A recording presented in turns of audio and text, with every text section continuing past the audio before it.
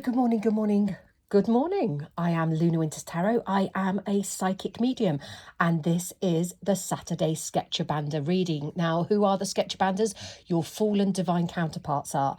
Now, I've just done a quick reel on Instagram at Luna Winters Tarot is my handle, and basically the energy today is this person of yours who ran away, waved the victim mentality card, and allowed people to believe that they were the victim in this situation. Now, what has occurred?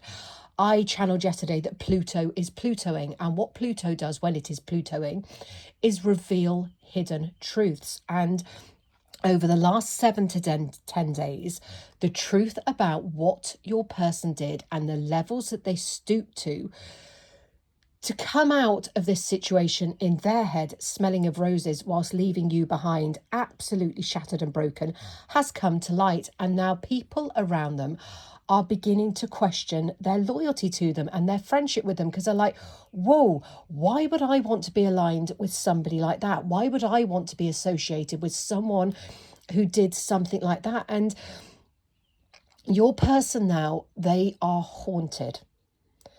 They are being plagued and tortured constantly by memories of you, mainly at night when everything's quiet and they can't distract themselves, but also during the day, when somebody's walking around, they're working, and you pop up in their head. And that's because the Most High is saying to them, if you think you got away with this, you've got another thing coming. Now, this person, your fallen divine counterpart, they are going to be tortured until such a time that they grow a pair and they come back around and apologize and take accountability for the extremely reprehensible actions that they took towards you. 202 when I said that. What I feel here is somebody, not you, we all know who I'm talking about, they were in a situation where they didn't feel good enough, and I feel they were suffering emotionally, mentally, because they had made themselves out to you to be more financially secure than they were. And I feel that they got a little bit carried away on the tide of your union when it came together, and they were pulling out all the stops because they wanted to be seen to be this successful person in your eyes. But what happened was, as things evolved and you moved along and you began to build a future together, they realized that they were never going to be able to fully step up to that plate because actually they hadn't got enough. And they could see that you just shone so brightly. And I do feel that this person would say to you, my God, you just glow.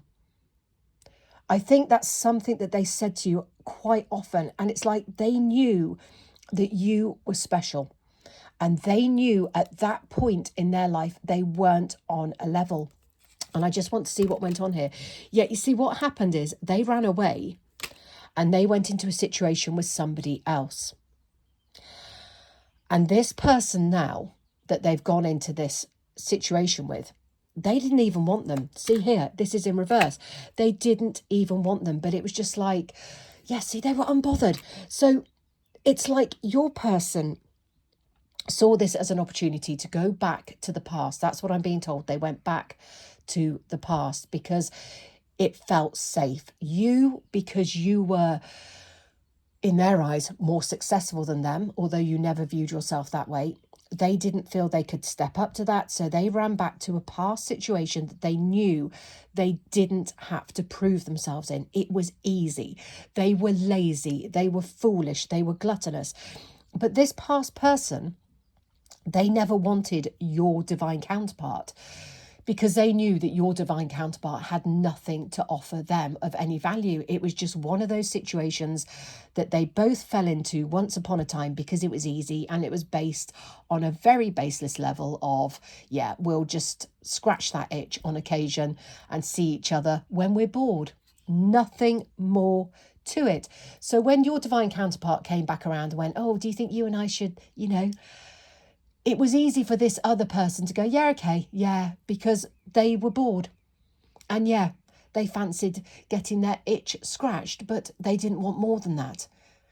But your person thought that if they scratched that itch enough, that this person would eventually start giving to them what they needed. And what they needed was financial stability. And in the past, this third wheel had given your person financial stability. I feel they'd lent them money, they'd bought them expensive gifts. And your divine counterpart foolishly thought this was going to happen again. So they ran away, they scratched the itch, and then they thought that that cycle was going to open back up with the flow of financial abundance coming to them from a third wheel. But what they hadn't taken into account was that this third wheel, they weren't bothered, especially once they had been, inverted commas, rejected in favour of you. So in essence, this third wheel really, there was a little bit of a revenge element here, because they saw a window of opportunity to get their own back, because it was like, yeah, okay, let's wheel them in, let them scratch the itch, and then go, oh no, sorry, I'm not interested in you. And this is what happened, because your person went around there talking crap about you. And what they didn't realise they were doing was adding fuel to a fire, because this third wheel, who they thought was their confidant, very foolishly, I mean, you've really got to be careful who you trust. Behind your divine counterpart's back, they were telling everyone the secrets, because they have got connected friends or acquaintances. So this third wheel, they were letting your person come in, scratch their itch. They weren't enjoying it, for the record. They were faking it. But your person thought they were the big, Don Juan. Hey, look at me. No, darling. No. You're more floppy jalopy. But hey, let's move along from that. But there was an agenda here. They were listening. They were playing the shoulder to cry on. And then as soon as they closed the door and said goodbye, thinking, ugh, I can't believe I went there. They went there purely because they wanted to spread the gossip. They wanted to bring your person down. So in essence, your person, they brought about the most reprehensible tower moment in your life. But what happened then is this third wheel, who they thought was going to give them the holy grail and everything that they needed, did exactly to them what they did to you. And this is occurring right now. And look, ego death. This third wheel has actually, in some sense, been your hidden. You thought they were your enemy, but actually they're not. They've been your hidden, I can't think of the word, ally. There we go. They've been your ally energetically, because what goes around comes around. For every action, a reaction. And they have brought this person's reputation down.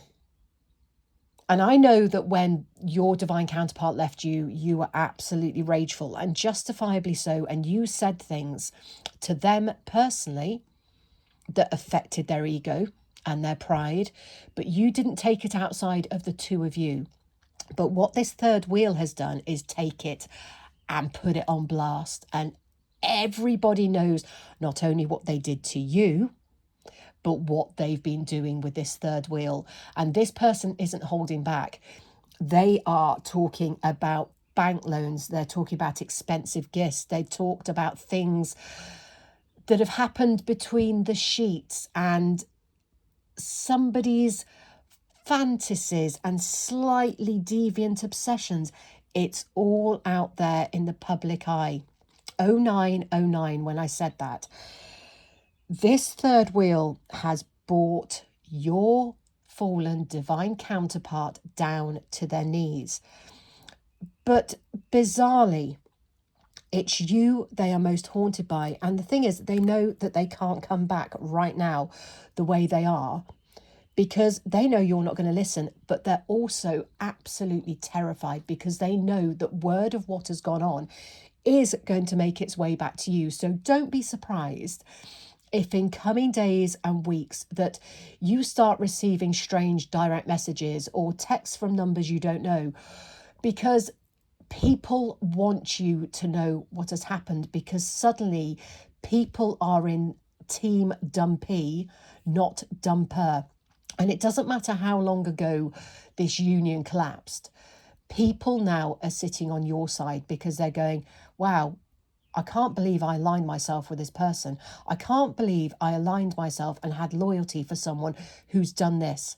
Because everybody who knew you knew that you inherently are a bloody good egg. You are a really good, genuine, nurturing, loving, caring soul. And people could see that. They could see the effect that you had on your divine counterpart while they were in your life. They looked better. They glowed the same way that you glowed. They were genuinely happy. And now people know why they tore it apart. They're disgusted.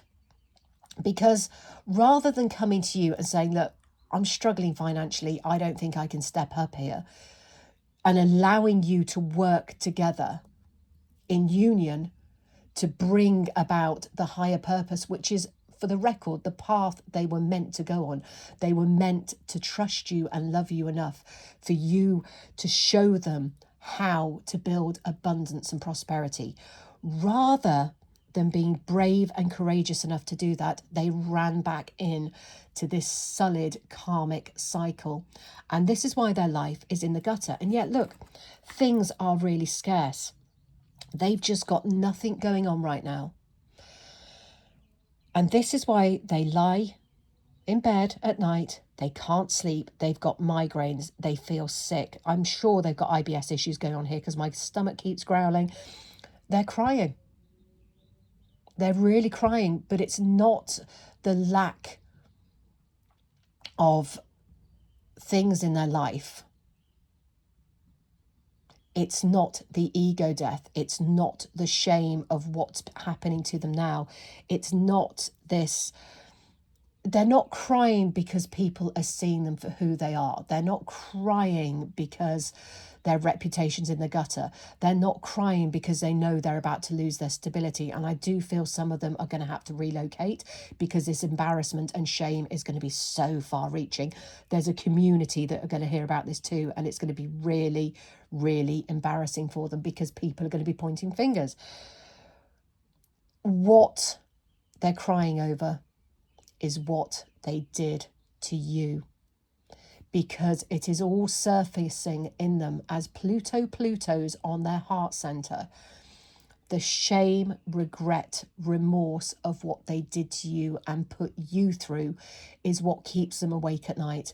Now, I do feel in 6 to 7 months' time, this person is finally going to come to you with an olive branch, and believe me, they will be on their knees begging for your forgiveness. But before they can reach that point, they have an enormous dark night of the soul to go through.